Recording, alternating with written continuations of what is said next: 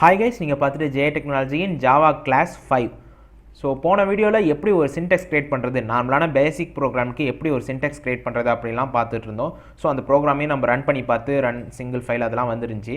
So இதெல்லாம் close பண்ணிக்கிறப்போ இப்போ இந்த வீடியோவில் நம்ம என்ன பார்க்க போகிறோம்னா, ஒரு அவுட்புட் எப்படி எடுக்கிறது, ஐ மீன் ஒரு டெக்ஸ்ட்டை போட்டு எப்படி எடுக்கிறது, அது எப்படி வந்து நெக்ஸ்ட் லைனில் கொண்டு வருது. ஸோ அதெல்லாம் இந்த வீடியோவில் பார்க்கலாம். ஸோ ரொம்ப இந்த வீடியோ யூஸ்ஃபுல்லாக இருக்கும். ஸோ கண்டிப்பாக பாருங்கள், ஏன்னா ஜாவா கிளாஸ்லேயும் இதுதான் ஃபஸ்ட்டு ப்ரோக்ராமாக உங்களுக்கு பண்ண போகிறோம்.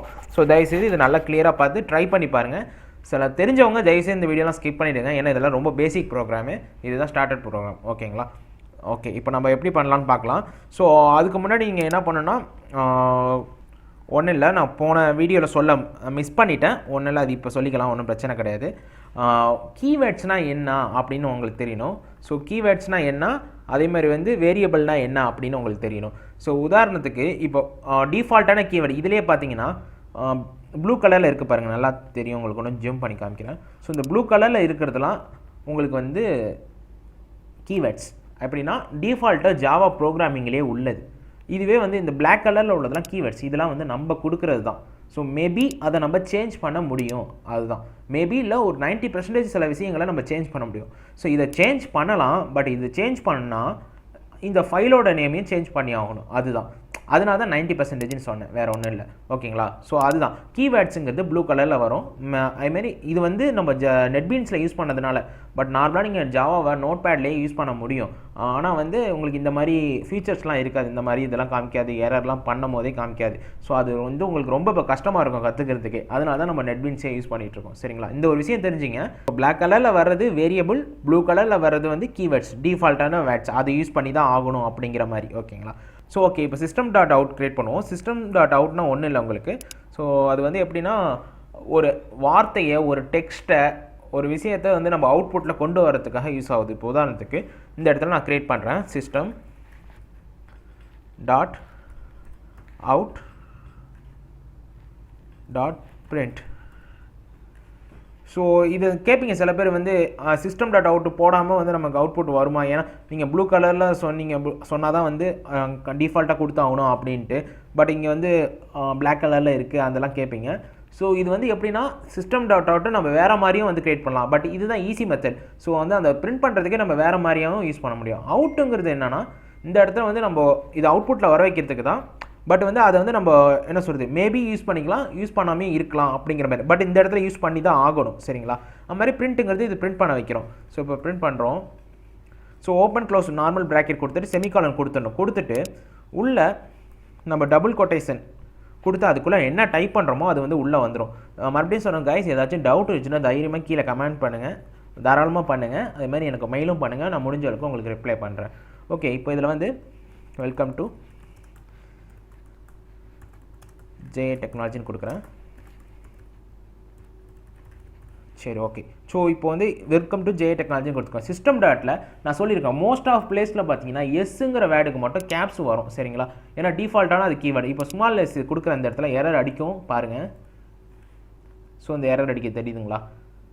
ஸோ ஆட்டோமேட்டிக்காக அது எரர் காமிச்சிடும். சரி, ஏன்னா டிஃபால்ட்டாக அது கீவேர்ட்ஸில் அது வந்து கேப்ஸ் தான் கொடுத்துருக்காங்க.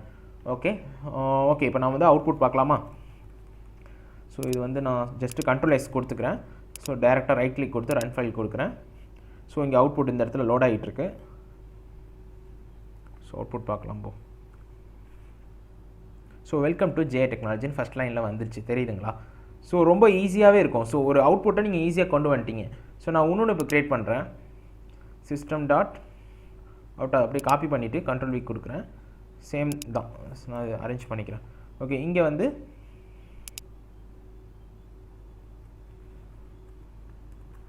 கிளாஸ் 5 அப்படின்னு கொடுக்குறேன். இப்போ இதை ரன் பண்ணுறேன் பாருங்கள்.